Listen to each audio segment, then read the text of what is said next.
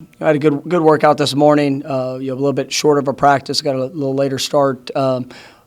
Big special teams emphasis. We were able to kind of work some game-ending situations, continue to work, really bits and pieces from all of our phases. Our special teams units. Liking the progression that I'm seeing. Just continuing to build upon the fundamentals and overall understanding of what these guys are asked to do. Not a ton of defensive work today. Just we will come back have a. With the shorter practice, we will do a little walkthrough here later on this evening, which I think will be really positive. Just continue to help develop the minds and overall understanding expectation of what we're asking guys to do in that regards. I think tomorrow is going to be a very important practice for us. Like I mentioned last week, we're not going to scrimmage tomorrow, but we are going to have. This is going to be a very intense. Physical, get after it type of practice. We need one of those. We will practice in the morning, so I'm looking forward to that day, and we got to see that continued growth. I think our guys are in a good place, but we have to continue to push as we're 2 weeks away, tomorrow, and so we know this sense of urgency that we have, but just continuing to build off of each day and every experience that we get.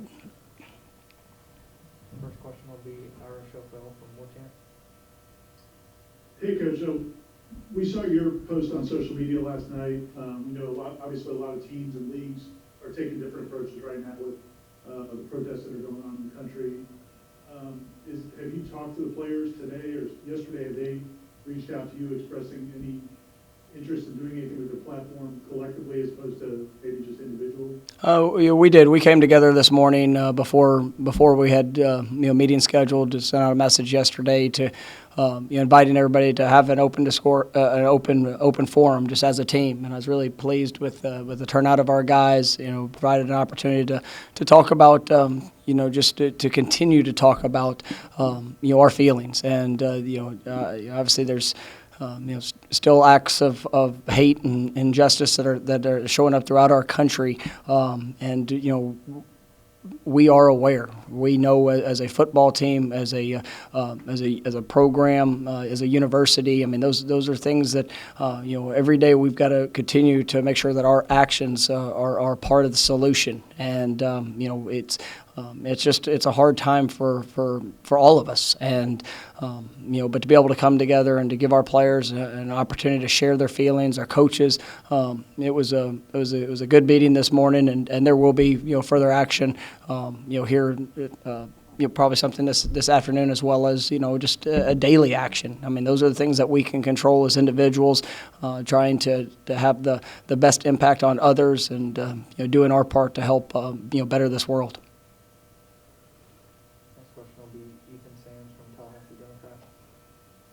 Hi, Coach. How are you doing today? I hope you're doing well. My question for you is, like Ivor was saying, you made a statement. What was the importance of that message, and what was kind of the message you were trying to give to your players, and the importance of you making a statement for the Florida State football organization? Well, the statement that I put out last night was really it was my feelings, and everybody. Has their own emotions and their own feelings towards situations and things that occur. I understand that I represent this team, this program. I also represent my family and all my loved ones, and that's something that I felt was important. Not just the post wasn't for necessarily my players.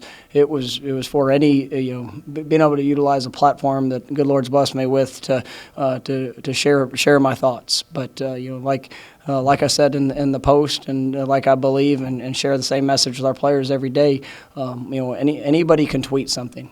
Can you go out each and every day and live something that is gonna better this world, impact others, to be a positive influence, to have a positive impact on for others, and just to be able to provide that hope. Understanding that, having empathy for others that, are in a different situation than you're in, and just, doing all of your part to help build people up and to be a positive, in this world that's, filled of a lot of, unfortunate, hate and, injustices.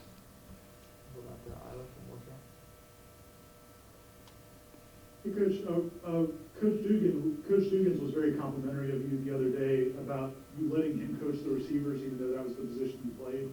How do you balance, when you became a head coach, how do you balance seeing things and wanting to jump in there and letting your assistant coaches actually do the coaching, and then maybe talking to them afterwards? You know, I'm here to support my coaches. I'm here to support my players. You know, we're all in this together, and we all want to see the same thing. We want to see improvement, and you know, it's easy to let somebody coach when they're on top of the things that they know are important, that I know are important, that's essential for that growth at the position. You know, if I can ever help in a specific area, whether it's, you know, receivers, you know, defensive backs, defensive line, you know, offensive line. I mean, that's part of my job to be there and to be a sounding board for our coaches. You know, there is a standard and a way that I want things done at each position, and on, you know, obviously both sides of the ball. But you know, when you have great coaches, you know, it's pretty easy to let them coach. And you know, if I can, you know, I'm a hands-on coach. I like to be involved. I like to be able to provide a different perspective, and you know, we just kind of, you know, play off of each other, not only with Coach Dugans, but, you know, obviously that's at the heart of you know, kind of my, you know, playing career and early start of my coaching career, but, you know, really every position.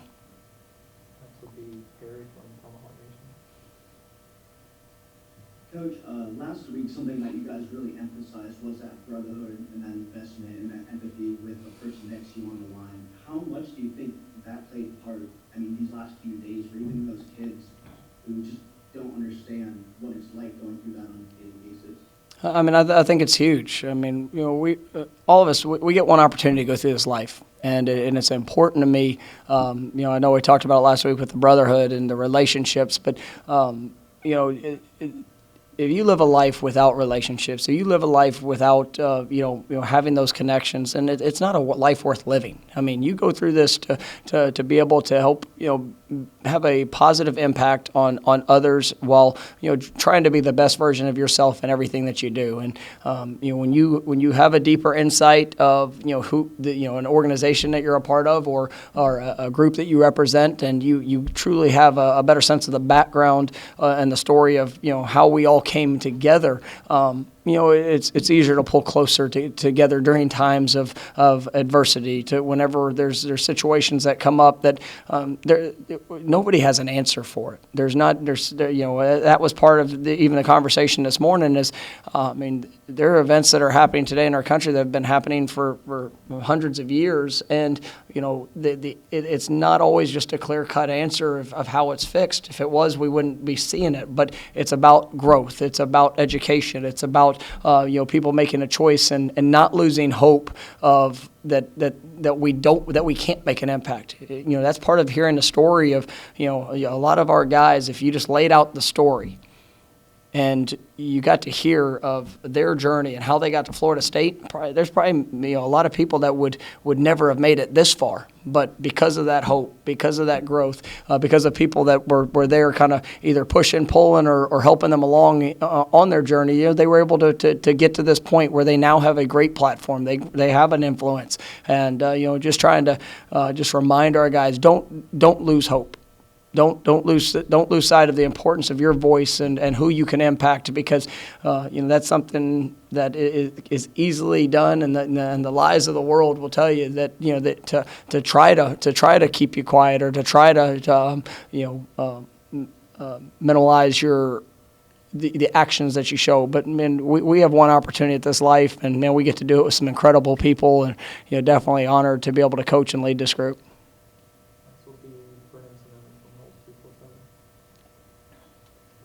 Mike, I was wondering, big picture, like how you gauge or measure buy-in into your program, to you as a coach, and I guess, have you seen any of those signs throughout camp? You've had a chance to work with guys almost every single day for a few weeks consecutively now. It's daily action. You see buy-in by the mindset and the approach guys bring to whatever we do. How guys are sitting in meeting rooms, how guys are going to class, how guys are coming out to the practice field, the energy, the effort that they're giving, the response when bad things happen, the response when good things happen. Buy-in is all action based. If you walk into our team room, you see a sign up at the front of the room, and it's 2 words: it's "show me." And if you want buy-in, you've got to show buy-in. If you want respect, you've got to show respect. If you want if you want to be successful, you got to show that you're willing to do the things that put you in a position to be successful. And so I like what I'm seeing. We definitely have a lot of work to do. We've got a lot of growth that needs to be had. But and that's why as I go into every day, that's my objective. Just like as we're going into this season, people, well, Coach, what's going to be what makes it a successful season? Well, if we can maximize the potential that we have, if every day we can go out there and improve and get better and play to the best of our ability because we're giving all that we have, well, then you have buy-in. And I mean, there's been times that we've won games, and you know what, I wasn't very happy about it because we didn't play to the potential that we had. And there's times that we've lost games where we played to the best that we possibly could, and we learned from it and got better. And so that's the sign of a quality program. That's the sign of a quality individual, and that's what we're aspiring to do in all that we're trying to achieve. And so that's how you see that buy-in. Coach, sorry to pivot back to the social media post, but I just don't know if you look at your mentions, you shared a pretty positive, uplifting message. And for example, there's a guy who likes Florida State and you so much that he has a photo of you and uses your name in his handle, and he had a quite negative reaction to it. Does that affect you at all, or does seeing those sort of reactions let you empathize with, I guess, what your players have to deal with, being African American and growing up with the resistance of certain people in the population? Yeah, I don't spend a whole lot of time looking back through my mentions, really because I know that anytime you make a statement, there's going to be positive and negative. And it's the one thing that I have no control of the response that people are going to have to the feelings that I share, but I didn't do it for the response of others. It's at the end of the day, it's something I believe. I hope that that some people will truly look to the heart of the message of hope, of love, of being able to help serve others and be to make this world a better place, and that's what they get from it. But the world is full of things and people and events that want to put their thoughts on you, or want you to hold you down, or put fear to where you don't speak up, or you don't act because of you're so worried about the consequence or the response of others. And that's why I told our players this morning: be true to yourself. Don't try to do what somebody else is doing. Don't necessarily do what you think you might need to do or should do. Be true to your heart. Be true to your actions, and then at the end of the day, you'll be able to live with that. And so, to answer your question, no, I don't spend a whole lot of time. I do know. I mean, obviously I'm aware that there's people that will take anything that we do. Obviously, social issues, how we play in games. I mean, all aspects of life. I mean, that's going to show up. People are going to like what you do or they don't. And, people are all entitled to their opinion. And, I stand firm in the beliefs that I have. Good afternoon, Coach. Good afternoon, Gene. You mentioned tomorrow about that it's really important, it's going to be intense, it's going to be physical out of practice. I guess, what does that mean? Is that more contact, more reps? I mean, what do you do in those really intense practices? Yeah, it's we're gonna give some good situational work to where we're gonna see the ball move a little bit. We're gonna put guys in, try to ramp up the competitive situations that show up. I mean, that's, and then really just the overall length of what we're going to do. We're going to get a good 2-hour practice in, and there's going to be a lot of competitive drills and a lot of competitive situations, and so that's where you want to see the response. Scrimmages. It's funny when you look back at a camp. I mean, sometimes scrimmages are some of the lighter days that you have when it comes to workload, and because guys are if they get 50 plays in a day. overall, that's only 50 reps. On a practice day, you might see 200 reps when it comes to individual group work. All those things. So, we're gonna be pushing tomorrow to get a high workload, to really, see guys respond to adversity that shows up, and to push through, continuing to get better throughout the course of a practice. This will be a finished practice. This will be one I want to see guys finish better than what we even begin at, and just continue to grow throughout it. You mentioned after Chuba got hurt, you mentioned how important it would be for him to, keep focused mentally and learning while he can't actually participate in the practice. How has that gone? How is he mentally dealing without being out there, but then also picking up what he needs to pick up? He's doing a good job. It's there's some things those first couple of days when he wasn't here, trying to work and utilize the virtual meetings, and make sure that he stayed up to date with installations with Coach Dillingham. It's funny, we talk about the quarantine and some of the things that we've learned through that experience. I've never done that before. I've never had where somebody couldn't be in the facility or maybe had a setback, but now we have that flexibility to where if they can't physically be here, to still be able to provide an opportunity for them to grow, and with some of those virtual meetings, and something that they're comfortable with as well. So we've been able to work through that in a couple different cases throughout fall camp, but he's doing well, and just continuing on his track and his rehabilitation. Last one, we'll go back to Aslan for more camp. Two sort of disparate things here, Coach, but in terms of the practice schedule, are you guys pretty dedicated to what you lay out, or will you cut practice early or make it go longer depending on how the players perform? And then tomorrow night, the football season actually kicks off. Your alma mater's playing. Will you try to watch some of that, and how sort of invested are you still in watching them and then possibly keeping up with Memphis moving forward? Well, just the first question about practice. We'll adapt and adjust our practice schedule as needed.